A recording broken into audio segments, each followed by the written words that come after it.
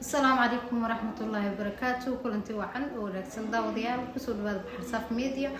وأنت وحاندين وذا داوديال شاكير وأن رجينا إن يعجب قليل دونسو شاكذا وحي لما قاعد بحذي أما بقى وقوم قاعد دري إن قلنجدي قرش كديدة.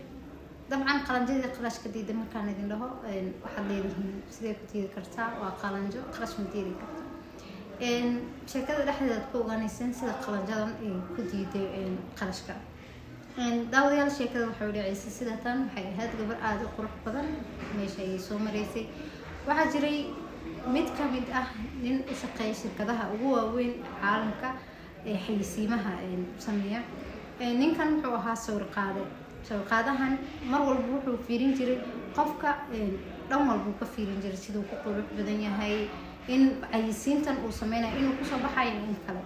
isagoo sawir qaadanaya oo ku jira nolol maalmeedkiisa ama shaqadiisa maalmeedka ahayd ayuu waxa uu arkay meesha jidka soo martay gabar aad u qurux badan oo waxa uu doonayay in uu sameeyana gabadhii ka soo bixi lahayd dhan walbana marka ay ugu habooneed gabadhii uu fiiriyay dhan walba ka fiiriyay wuxuu arkay in ay tahay qofkii ugu haboonaa positionkaas aanu ku soo bixi kartay wadanka sheekadan ay ka dhacaysana waa wadamada shisheeye gabadhan waxay ahayd gabar Afrikaan gabadhii wuu wacay wuxuu ku dhahay kaali luqadiisa may fahmin laakiin waxay u maleysay nin markaas faduulinaya ama markaas isla naagtan faduuli wax noocaas marka gabadhii way fiirisay oo waxay tiri ninkan muxuu ku faduulinaya waxa noocaas way socod boobsiis marka wuu wacay shaqadiisii uu joojiyay wuu raacay oo daba socday isla naagtan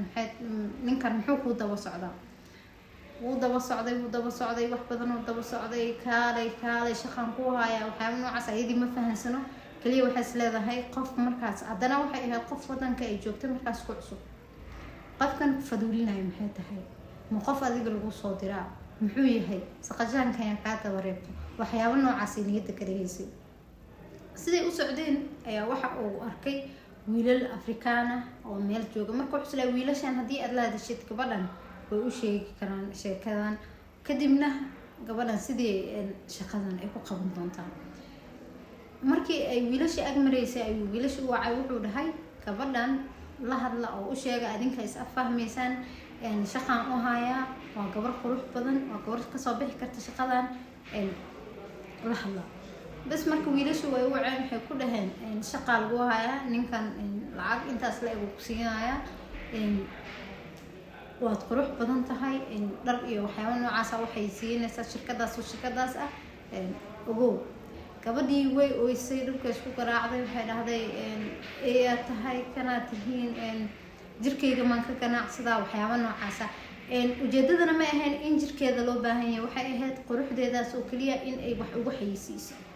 bas marka meeshii booq weynaa ka dhacay waxaa imaaday askara meeshii imaatay dad badan isugu imaaday waxaa la yirniyo gabadhan maxaad ka rabtay si degan ayuu askartii ugu sharaxay oo wuxuu yiri gabadhan shaqo noocaas ah haya ma aha shaqo isku qaabinaysa ma aha shaqo ay jirkeeda oo ganacsanayso kaliya waa shaqo ay dharkaas ama waxyaabo noocaas ah inoo xayisiinayso kadibna ay qarash noocaas intaas leeg markaas qarashka uu sheegay waa qarash aqli gal aan ahayn oo tiro badan bas